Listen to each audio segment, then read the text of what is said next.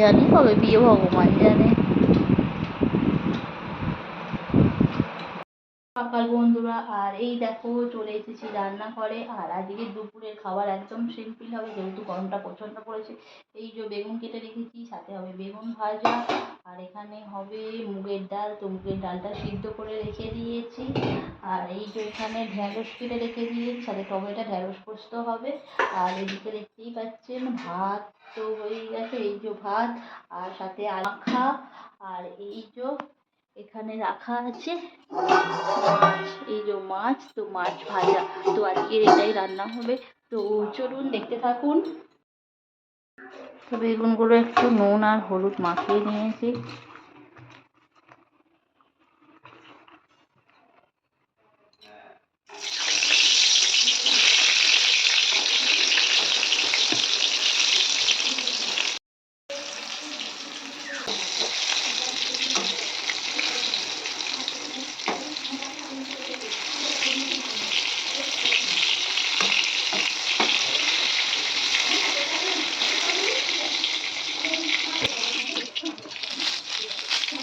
তো এদিকে বেগুন ভাজাটা হয়ে গেছে, তো তুলে নিলাম। এরপরে বানাবো ঢেঁড়সটা।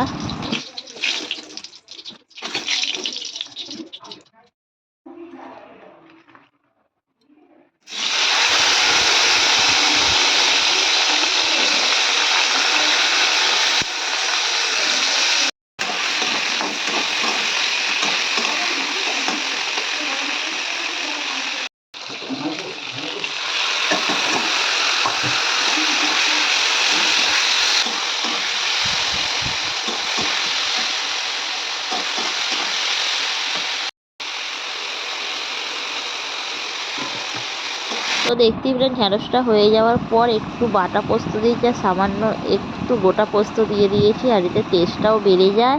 আর দেখুন বেশ দারুণ লুকটা হয়েছে, আর খেতে খুব সুন্দর হয়েছিল, খুব টেস্টিও হয়েছিল। তো এইভাবে বানিয়ে খাবেন, দেখবেন দারুণ লাগে খেতে, একদম পেঁয়াজ রসুন ছাড়া, সম্পূর্ণ নিরামিষ।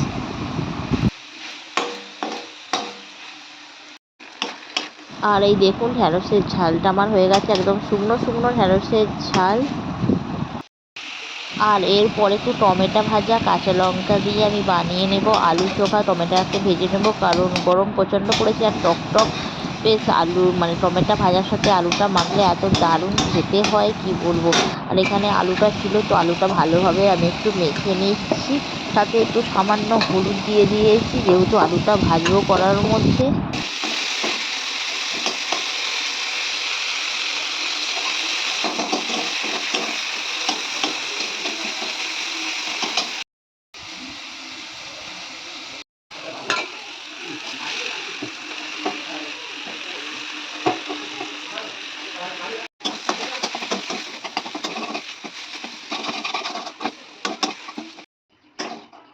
একটু নেড়ে চেড়ে আলুটা একদম বানিয়ে নিলাম। আর দেখুন খুব সুন্দর হয়েছে আলুর চোখাটা দেখতে। আর এই যে এখানে একটু লঙ্কা তেলে ফোড়ন দিলাম, দিয়ে ডালটা বসিয়ে দিলাম, মুগের ডাল।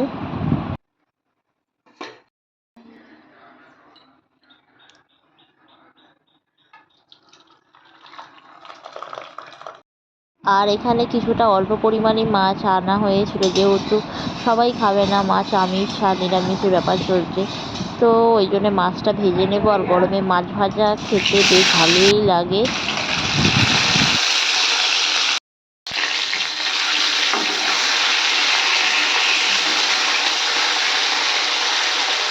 দুপুর বন্ধুরা, আর এই যে চলে এসেছি আবার রান্নাঘরে, সকাল থেকে দুপুর। তো রান্নাঘরে চলে দেখতে পাচ্ছি একদম গরমে অবস্থা খারাপ, সদ্য স্নান টান করে এসেছি। আর এই যে বানাবো একটু নিরামিষ পনির। তো এখানে পনির ক্যাপসিকাম টমেটো দেখতে পাচ্ছ বন্ধুরা, কড়ার মধ্যে পুরো আগুন জ্বলছে, পনিরগুলো দিয়ে দেবো।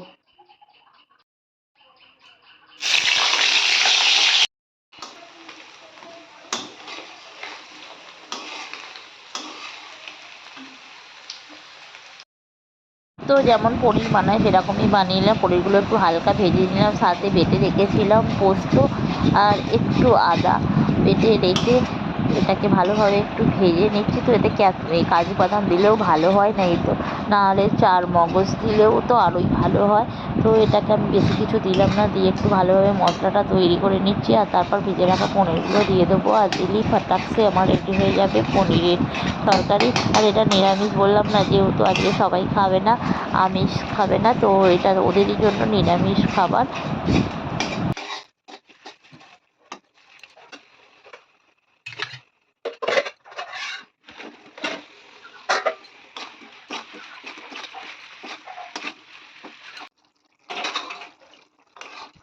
আর বেশ একটু মানে রসা রসা টাইপের করলাম, কারণ এটা ভাত দিয়েও ঠিক থাকবে, আবার রুটি দিয়েও খাওয়া যাবে। তো চলে এলাম দুপুরের খাবার খেতে।